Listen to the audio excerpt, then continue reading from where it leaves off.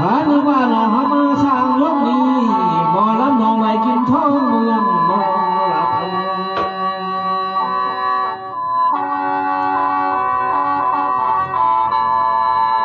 หาปลาช่างยอนี่น้องเอ้ยถ้าหมอลำกินท้องเมืองมวย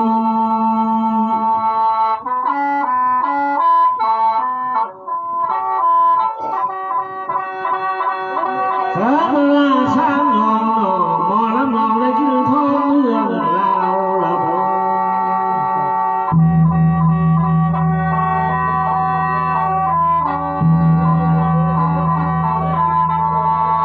แม้แต่แล้วน้องเอ้ยลาบ่หูน้องพัดละหูทำครับ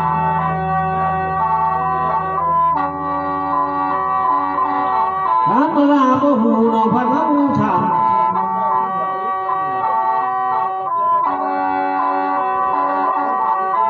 แม้แต่แล้วละหมอลำเมยละบ่าบ่าวางชดช้ำไปที่เดิมเม็ดบาน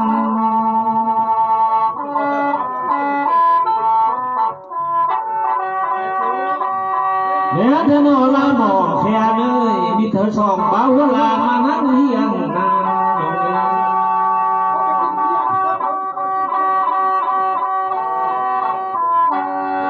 อายผู้มามือนีหมอลำเมยชมได้เป็นบ่าวหน่อยพระชิตื้นผมนกในอ่างเอ้ย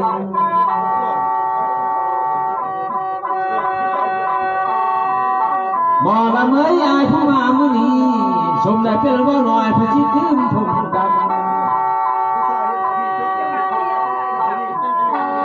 ยามทะเลนางทุกเอ้ยยามแต่คนบางคนไม่ให้น้ำหัวลาน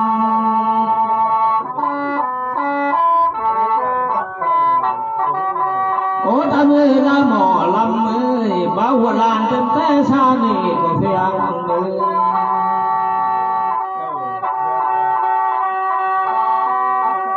ยามทะเลนางเล่นดวงเดือนเอ้ยยามปลาสาวเสด็จเตที่ให้เมื่อน้ำอาย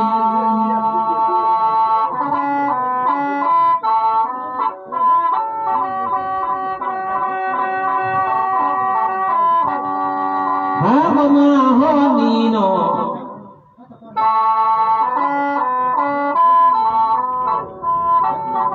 แม้ทะเลละหมอลำเอ้ยบ่าวบ่ดึกบ่เดียนแน่นอน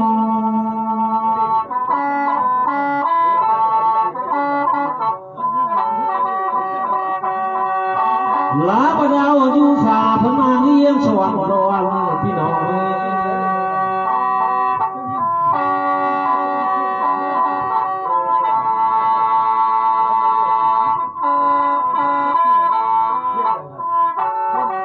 เบิ่งละแม่หมอละเมยกองมือเพิ่นเนสุเพียงคืนนี้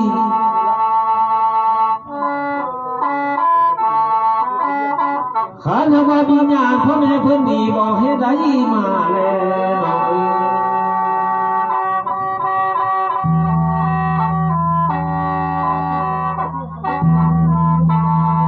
หมอละเมยกองมือสุเพียงแค่เน่วิญญาณเพิ่นให้ได้มาเจ้า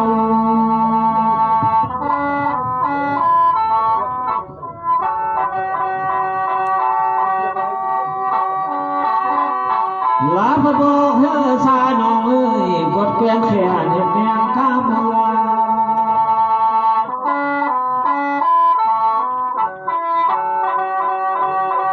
ลาพระบอกเฮ้ออายกดเกวียนเสือเมืองเชื่อวิญญาณน้องเอ้ย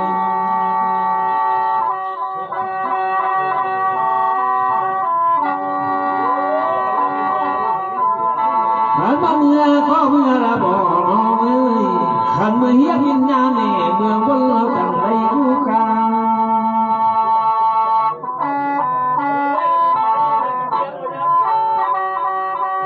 แล้วละบ่อยน้องเอ้ยลาคัดอายน้องพอเมื่อเฮียวิญญาณยุฟ้าจังยุมันยืนยาว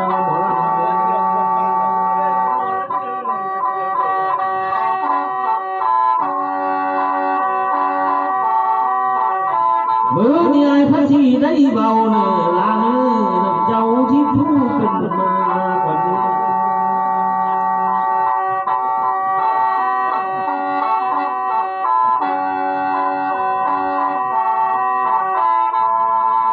พื่อได้สายพัทีได้จานนำทางน้องทองคำเจ้าชักท่าสิอยู่เฮือนเป็นเงา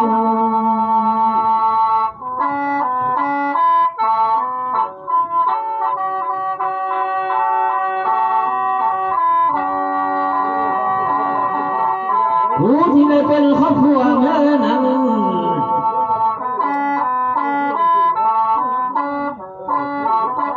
ข้ามาชื่อแจ้งเจ้าเพิ่นชื่อนางพันดง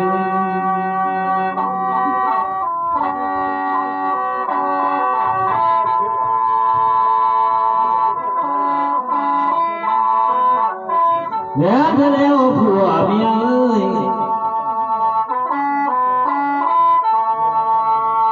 จองกับพันขึ้นหันพอไม่ลมพาควันนั่นแรงเพิ่นอยากกินนายบ่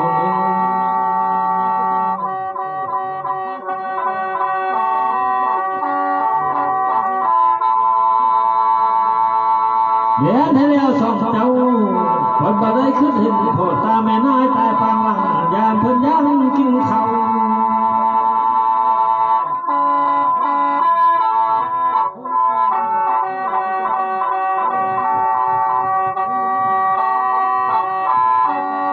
วัดปัญญาบุรีเอาทองหันหน่อทองคำเอ้ย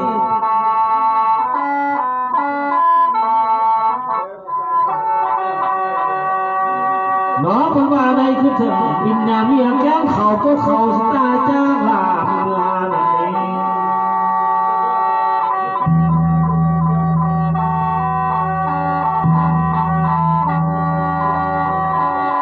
หาประมาฮอดนี้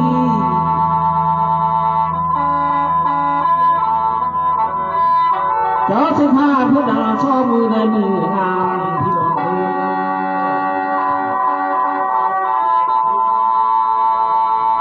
ขันว่าช่องงามนี่ได้งามกว่า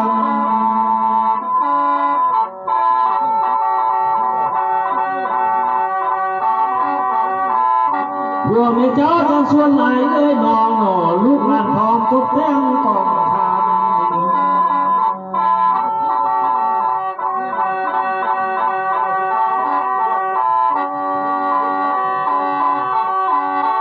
ข้าคือเด้อยอมมือเจ้าสั่งข้าเอ้ย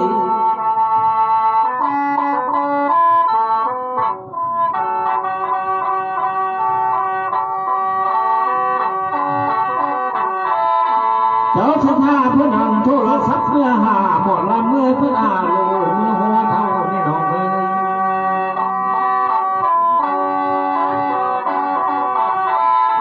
เพิ่นได้บ้านเอาสามเสียหนองมาชดสู้กองทาน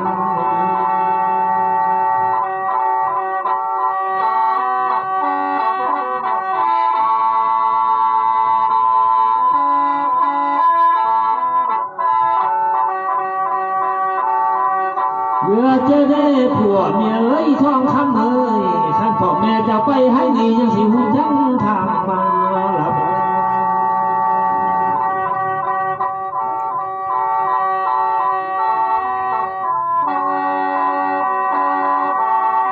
ขันว่าพ่อตาแม่นาเจ้าสังฆาเน่ไปนายังสิหูจังเต่า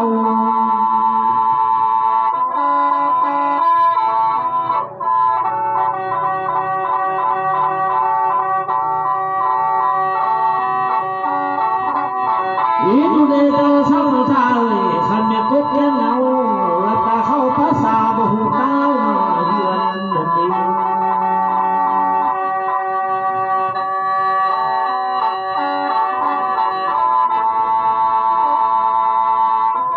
ขันว่าเมียก็เมื่อนอนอหมอลำเอ้ยคือเพื่อนสายหนออายก็มองคำคันขันยาแม่หลง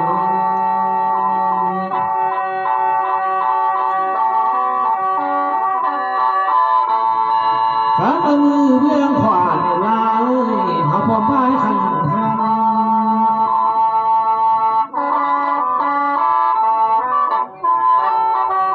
พร้อมเข้าช่วงท้องฟ้าขึ้นเมื่อเฮียนงานก็มอง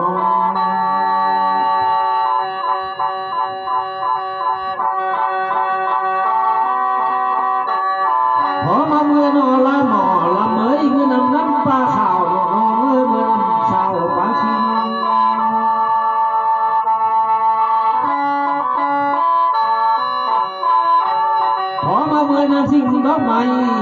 นแบงหน่อยสาวโลกัมสาวเรืองหัวลำมือ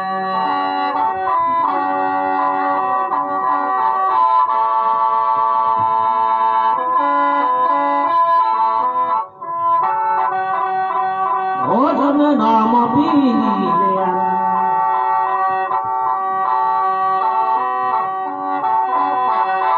พร้อมทำเมื่อหน่อสาวเล่นเลยหมอพี่นั่นเขาได้อุ่นแดง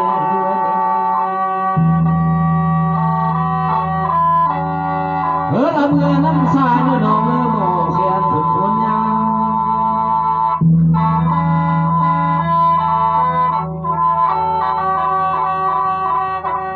ข้ามาคงบ้านเดียวเอาพงแล้วกูไก่เมื่อหน่อย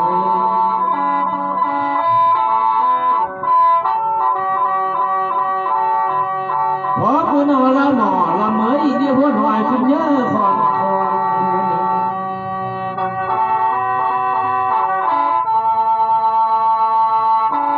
ผมจะบ่งเลี้ยงโดนหมอลำเมยห้องเมื่อชักใส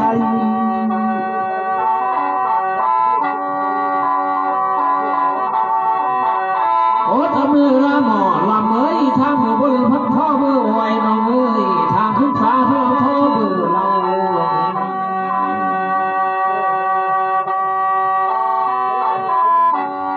พร้อมถวายไปขามตะกู้ถึงหน้าหมอลำเมย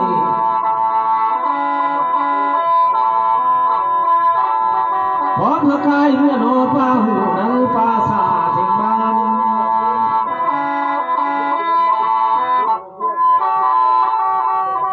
ขันประทานพอดีบ่าวพี่อายเมื่อเฮียสัวเขา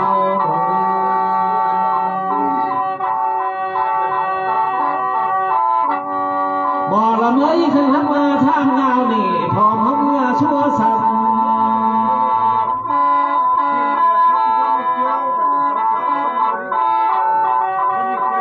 พร้อมเมื่อจันจันหน่อไปหอดบ้านเมื่อหน่อย14แสนเฮือน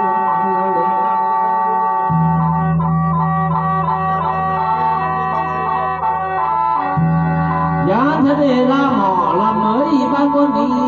ฟันไผ่ขึ้นแสนปีมันบ่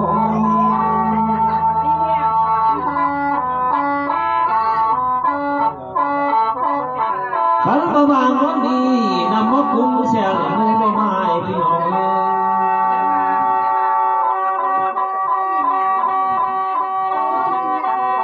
ขันว่าพักดีกายพักที่ฟัง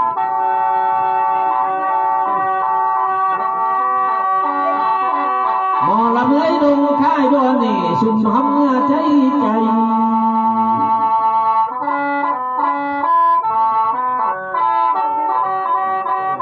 พอมาผ่านตาใหม่เมื่อตกเสื้อสายเมืองดอก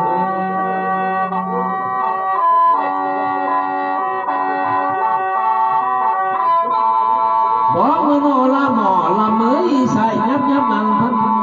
เป็นกาเหมือนหาง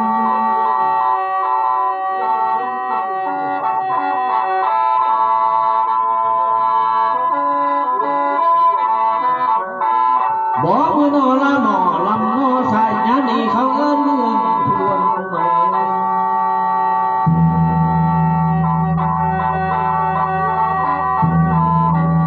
พอมาเมื่อโนนองโนใส่ชุดนั้นเมืองรวมเส้นชัย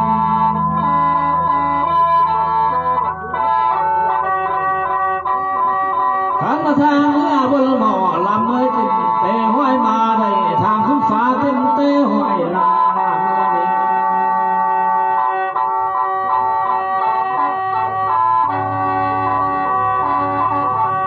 หาปัญญาขยานหมอลาเอ้ยเชียน้องเมื่อได้ขันคอนเดี๋ยวนี้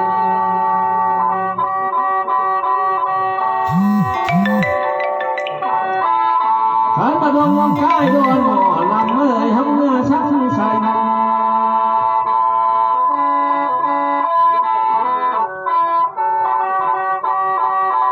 มอละเมื่อยเมื่อใจใจหนอเสียหนอทุกเสื้อตู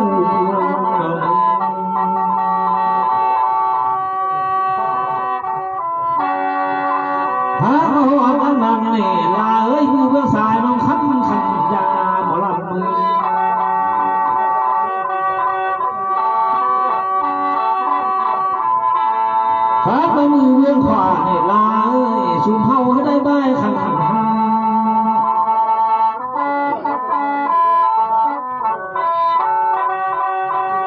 เพื่อเนื้อที่จะปาตานนำเจ้าเนื้อนายจูน้องเอ๋ย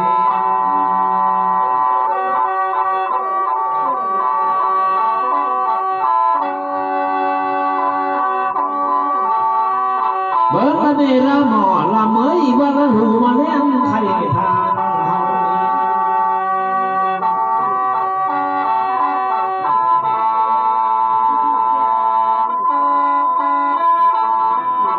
พระมนางกลางหู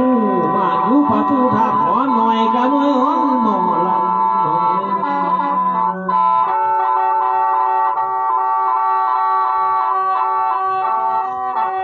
เจ้ามีเบี้ยเด้อเด้หมอลำเอ้ยมาจนป้ายกวย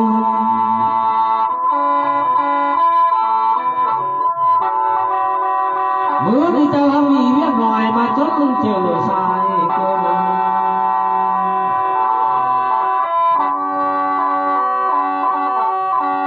พวกสมามือดีเนี่ยเจ้าเลยมานพิชิตชม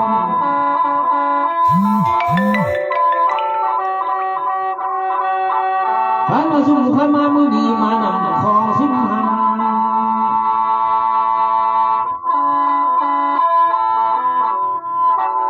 หัวข้าเขาช่วงท้องฟ้าพมาเฮียนยา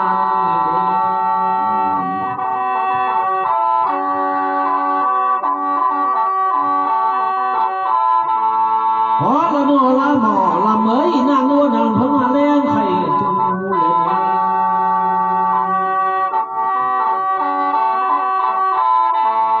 หาพระใดดังนางสิคุณไข่ปองเสียนองพมนุ่งเดิน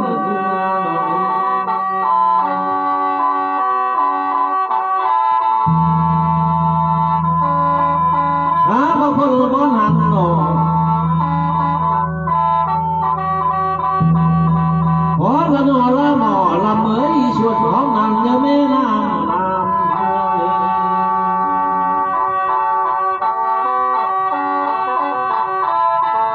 หมอละเมยในว่าเมื่อถึงห้องส่วนขามการนั้นไอ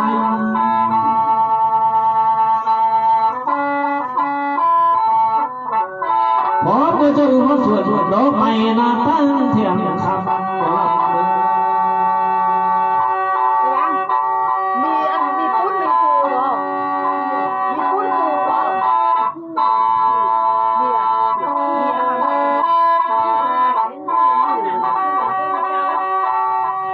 หาไปได้ทักนันหมอละเมยมือเบื้องสายให้ขันขันยา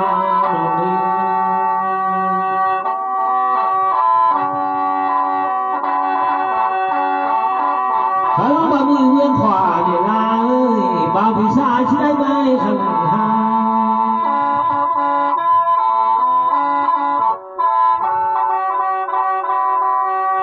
ว่าที่ย่อขันขืนเท่งหัวผ่านน้อง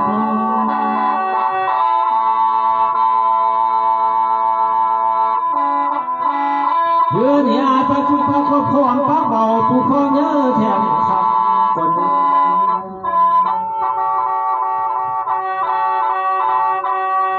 ยาทะเลเจ้าเศร้าท่าเอ้ยผู้แข่งคำผู้ทางหลังยันถือความกลาง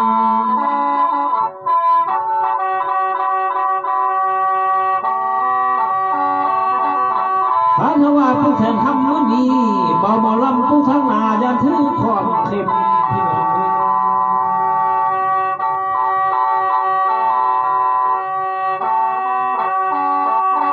เพื่อที่ชายผู้แข่งคำเนี่ยเบาหมอลำสิกุ้งทางคาง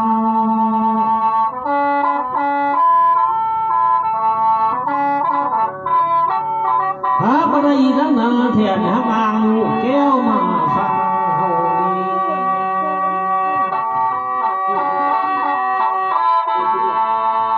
มือนี่มันบ่แม่นมือห่วงแทนเจ้าจะได้นอนลายเลยพูดเลยมือนี่มันบ่แม่นมือหัวดีแทนคำอย่างนั้นที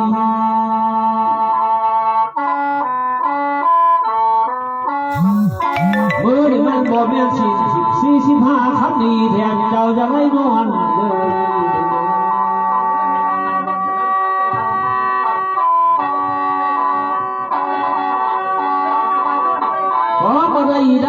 แทนเจ้าพระตื่นมาเนี่ยน้อยหักเอ้ยหมอลำ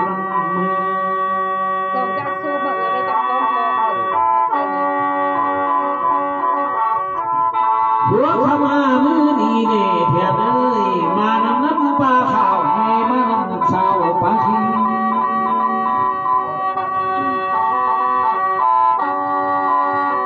หัวขมามือดีมานำสิ่งน้ำใหม่แทนผู้สาวรอ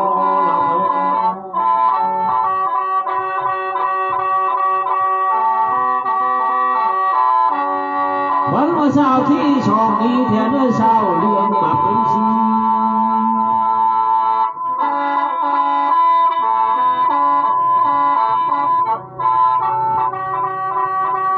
ขามาเฮียงานมาดีเนี่ยแทนเอ้ย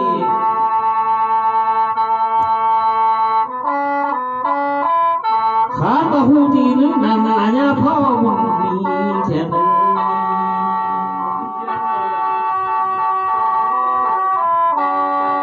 ผู้ที่เป็นพันญาเนี่ยสุวรรณแม่ละแพงเป็นชื่อ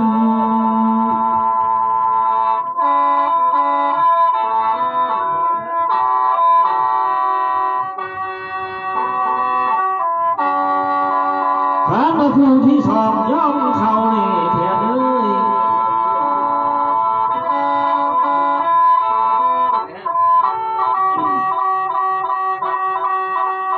เปิดพระบ้านในเทียมชื่อใบ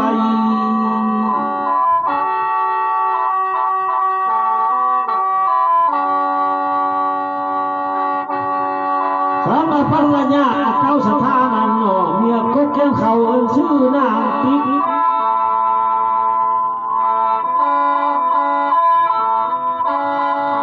ฟ้าจะมีนางลูกสาวสีนางวันแท้มาเป็นชื่อ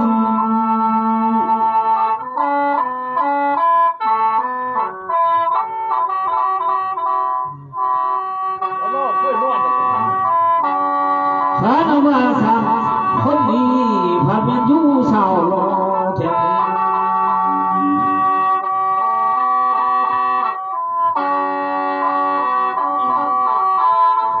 วัดเขารอที่ช่องนี้เป็นที่สามแทน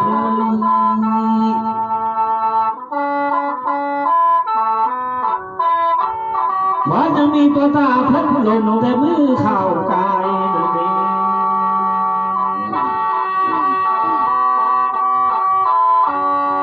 วัดยังมีพระตาแม่นานี่เจ้าสันท่านี้ได้ตายในครั้งก่อน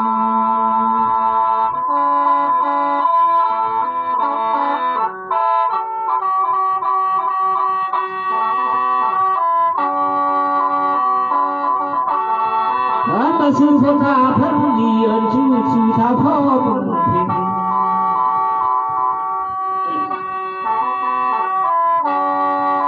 ผู้เป็นพันลาญานี่ชื่อว่าแม่นางทำเป็นเขา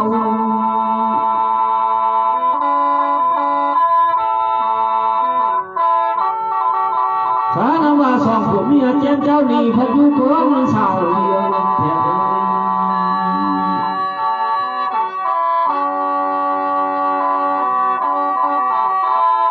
หากไม่ได้ดังนั้นเจ้าสร้างท่าเอ้ยแทนเดินเสียเจ้ากุ้มพิษนังผู้ขับสอดมา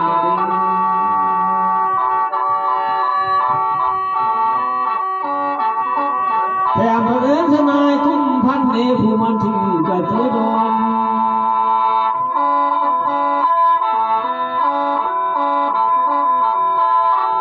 แทนเดินเจ้าอันแก้วผู้จดชื่อคนตายผู้ไม้ปีไม้เดือนหลงมักเงิน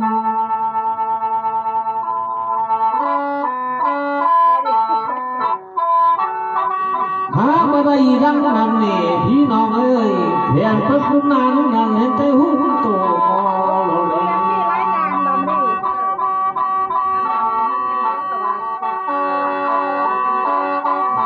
แทนเพิ่งเปิดเขาดอที่ช่องเห็นแต่งอห่างซอย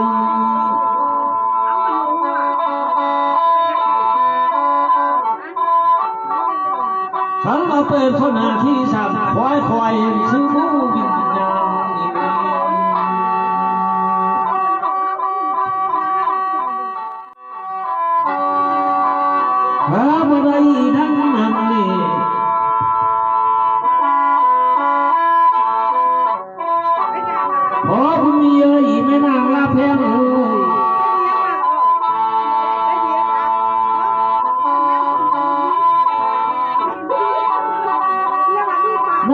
เอ้ยนางวันเอ้ยขันมายินเสียงบ้าหมอลำก้าวดีเฮือพินน้ามาหาสายคน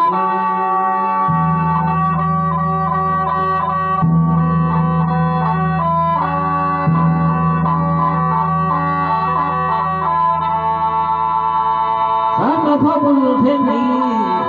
แม่นางทำดีคือดังเดียวกัน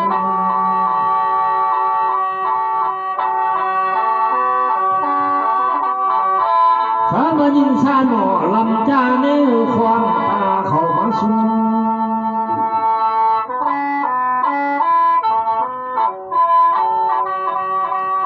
หาบ่มาฮอดนี่บ่ลำหูเฮือนมาพ่อแม่เอ้ยวิญญาณ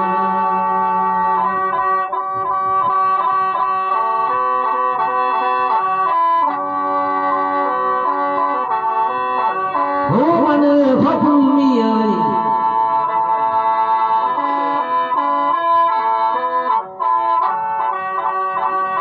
แม่นาว่าแท้เอ้ยลูกเราอยู่เมืองเพียงนี่เขาแต่งก้องเอา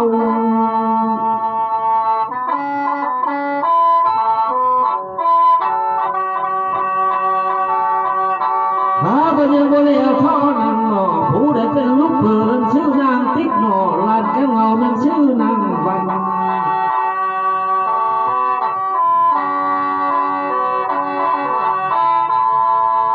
พอไปมึงเพียงทีกับแม่นางทำนี่คือดังเดียวกัน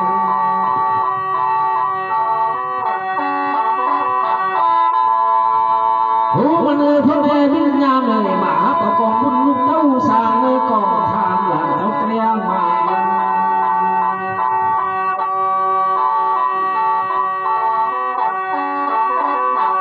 ขันประกายบุญอีเป็นเมื่อกายงามเลยพ่อแม่เอ้ยวิญญาณ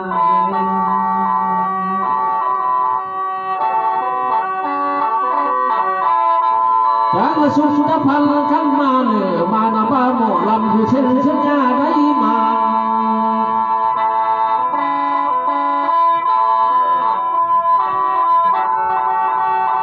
โอ้มันเออพระบุญมีเอ้ย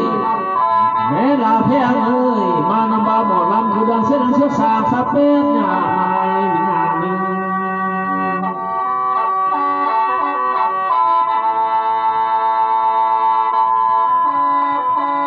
ผู้ที่เป็นพ่อตาแม่นายนี่พอบุญเพ่งนอแม่นางทำชีดังเดียวกันนั้น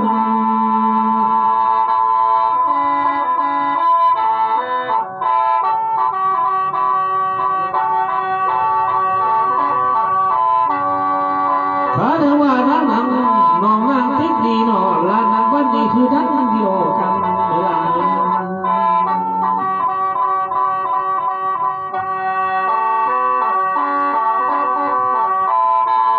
โอ้มาเนยมือยานเอ้ยพร้อมกันเต่าเมื่อลุ่มเดียงละเมง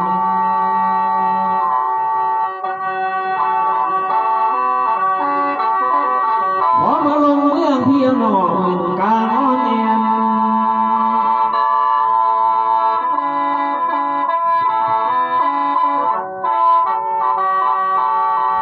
พอบุญมีเอ้ยแม่นางลาแพงเอ้ยลูกก็เจ้าอยู่เมืองลุ่มเอิญหา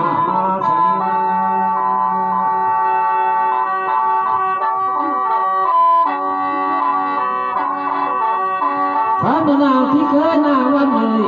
สามีจะอยู่เมืองเพียงเอิญหอม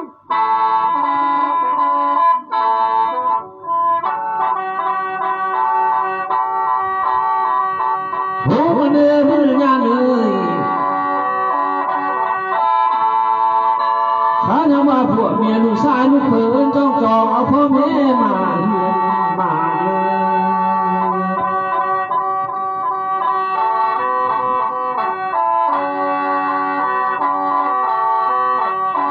บ่ได้ดังนั้นหนอพวกเมียพ่อมือเพ่งดีแม่นางทำนี่คือดังเดียวกัน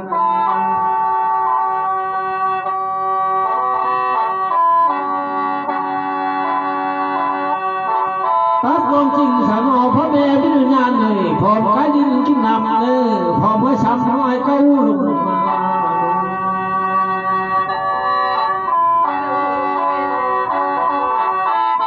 จับไปเมียพ่อแม่วิญญาณเลยจับสายฟ้าจังเฮือลงเพียงขอมาเนื้อมานำบ้าบ่อลำเนื้อจับสายนุ่งสายหน้าเฮือลงมาเมีย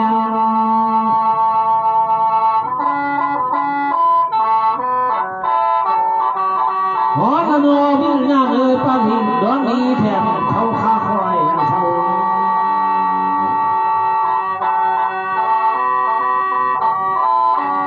ขอเมื่อกายมาโนปาหินลายแทนหลวงขาสัง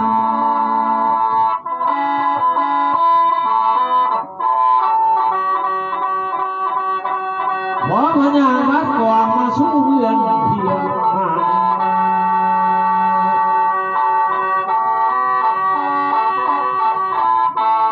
หาพญานขาหยางมาไรขันควันลงไปร้อนหามาสังสัง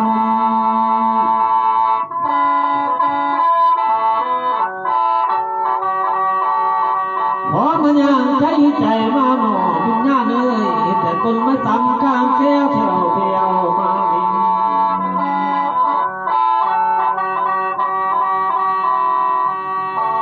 ขอตะโนวิญญาณเอ้ยดินแก้วนั้นดินเหล้าสับปอง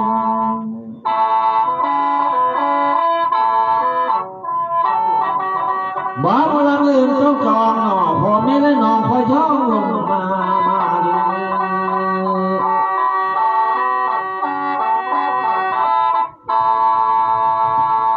หาประทางพดดีหมอละเมยบ่ที่อายได้ชั่วข่าวให้หน่อย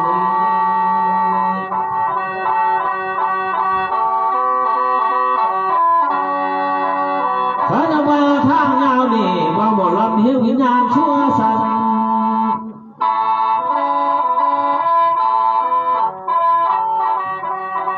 ข้าจะมาพักดีกระทั่งที่ฟอนมาเดิน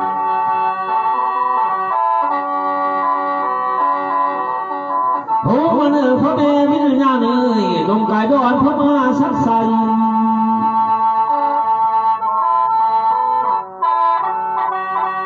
ข้าจะมาเมื่อนี้พ่อแม่จะได้ฟังงานข้าจะมานั่งเมื่อนี้พ่อแม่จะได้ฟังแค่เนื้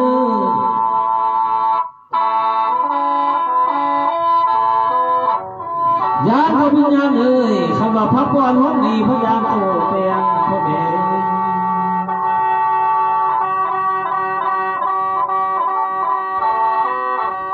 ขันมาสิเศร้าว่างเพียงนี่วิญญาณเอ้ยยังโตพันเนื้อ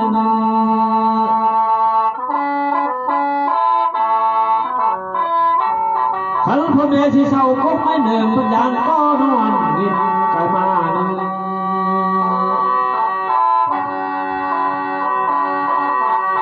หาพญานขายยานแต่ดูฟ้ามาเลยขันควันพี่น้องเอ้ยหาประดงขายดอนนี่วิญญาณเอ้ยมาสักใส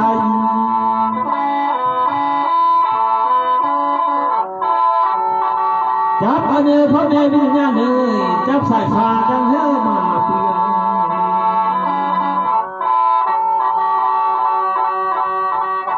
พอมาจับเอาหน่อจับสายเมืองสายหน้าเฮือลงมาเมียน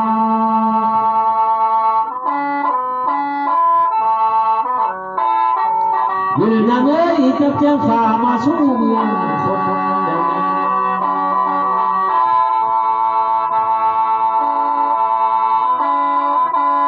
ขันละว่าเมืองคนแล้วนี่วิญญาณเอ้ยบ้าหมอลำเที่ยวทาง